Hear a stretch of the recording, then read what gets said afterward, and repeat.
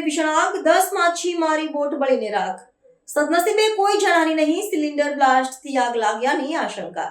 કેરળના કોલ્લમ જિલ્લામાં આવેલા કુરીપૂજા વિસ્તારના અષ્ટમુડી તળાવમાં મોડી રાત્રે એક મોટી દુર્ઘટના સર્જાઈ હતી. તળાવમાં લાંગરેલી 10 થી વધુ માછીમારી બોટોમાં અચાનક ભીષણ આગ ફાટી નીકળી હતી, જેના કારણે લાખો રૂપિયાનું નુકસાન થયું છે. સ્થાનિક સૂત્રોના જણાવ્યા અનુસાર આગ રાત્રે આશરે 2:30 વાગ્યાના સુમારે લાગી હતી અને જોતજોતામાં તેણે વિકરાળ સ્વરૂપ ધારણ કરી લીધું હતું. સદનસીબે આ ઘટનામાં કોઈ જાનહાનીના સમાચાર નથી, પરંતુ માછીમારોની આજીવિકાને મોટો ફટકો પડ્યો છે.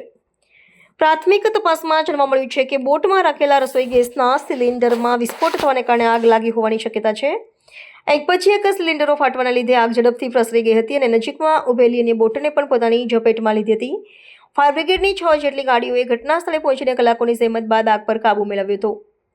સ્થાનિક લોકોએ પણ સાવચેતીના ભાગરૂપે સળગતી બોટોના દોરડા કાપીને તેમને તળાવની મધ્યમાં ધકેલી દીધી હતી, જેથી આગ વધુ ફેલાતી અટકી શકી હતી. ઘટના બાદ જિલ્લા કલેક્ટર એન દેવીદાસે ઘટના સ્થળની મુલાકાત લીધી હતી અને સમગ્ર મામલે ઉચ્ચ સ્તરીય તપાસના આદેશ આપ્યા છે. તેમણે જણાવ્યું હતું કે નુકસાનીનો અંદાજ મેળવવામાં આવી રહ્યો છે અને પીડિત માછીમારોને સરકાર તરફથી શક્ય તેટલી મદદ કરવામાં આવશે. બીજી તરફ સ્થાનિક માછીમારોએ આક્ષેપ કર્યો છે કે ખરાબ રસ્તાઓને કારણે ફાયર બ્રિગેડ સમયસર પહોંચી શકી ન હતી, જેના લીધે નુકસાન વધુ થયું છે. આ વિસ્તારમાં આગની આ ત્રીજી ઘટના હોવાથી સુરક્ષા વ્યવસ્થા સામે પણ સવાલો ઊભા થયા છે.